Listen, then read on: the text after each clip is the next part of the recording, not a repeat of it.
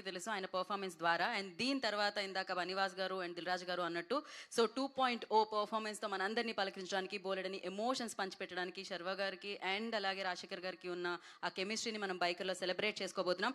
Bullet సునీల్గా biker సినిమాతో మన ముందుకు రాబోతున్న డాక్టర్ రాజశేఖర్ గారిని మాట్లాడాల్సిందిగా కోరుకుంటున్నాము. సార్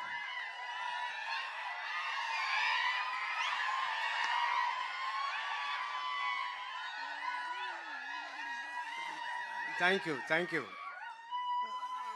మీ అందరికీ నమస్కారం. ఈ సినిమా ఫస్ట్ ఒప్పుకునేప్పుడు కథ విన్నప్పుడు నేను చాలా కథలు విన్నాను. నాట్ హీరోగా మాత్రం కాకుండా ఆయన క్యారెక్టర్ రోల్స్ కూడా చెయ్యాలి అని అనుకున్నాను. వచ్చే వాళ్ళ దగ్గర అందరిని అడుగుతూ ఉన్నాను. నాకు సరిగైన సబ్జెక్ట్ రాలేదు.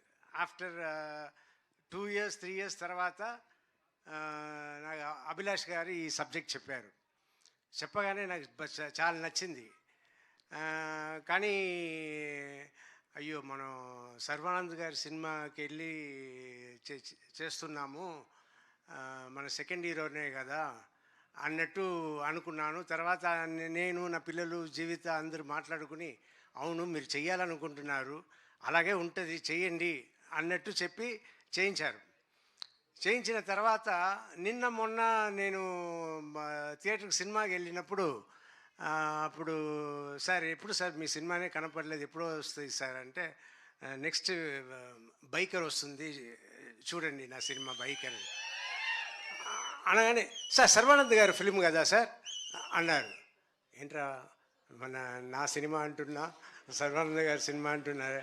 అవునవును సర్వానంద్ గారి సినిమా.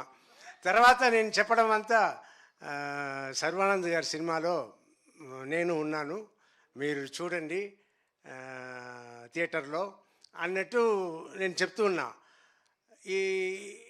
ఇది కొత్తగా ఉన్నా కూడా ఇప్పుడు దిల్రాజు గారు, బన్నీ వాసు గారు వీళ్ళందరూ మాట్లాడడం చూస్తే నాకు చాలా సంతోషంగా ఉంది.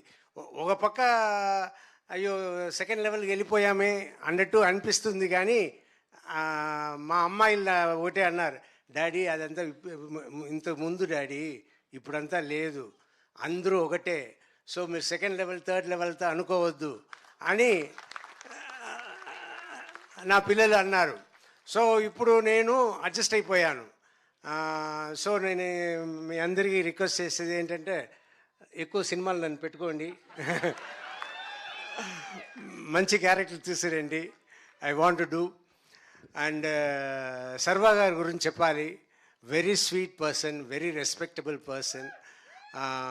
చాలా అందుకే నేను షూటింగ్ చేస్తున్నప్పుడు కూడా నేను హీరోలాగా వాళ్ళ ట్రీట్మెంట్ కూడా సూపర్ ట్రీట్మెంట్ యూవీ క్రియేషన్స్. నేను ఒక హీరోలాగానే వెళ్ళాను, హీరోలాగానే వచ్చాను, ఆయనను ఒక హీరోలాగానే నన్ను చూసుకున్నారు.